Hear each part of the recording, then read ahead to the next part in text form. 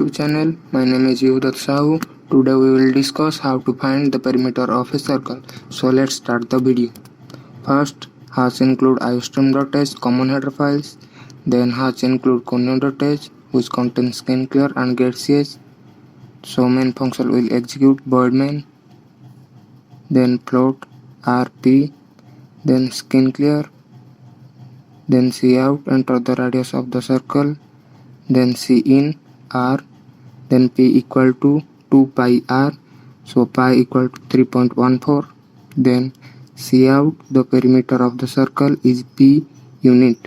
getCH to save the program, press place function and F2 to run the program, press Alt F9 to compile the program, press Ctrl F9. You got the result, enter the radius of the circle, then press a suitable key and you got the new result. Perimeter of the circle is something unit. So thanks for watching.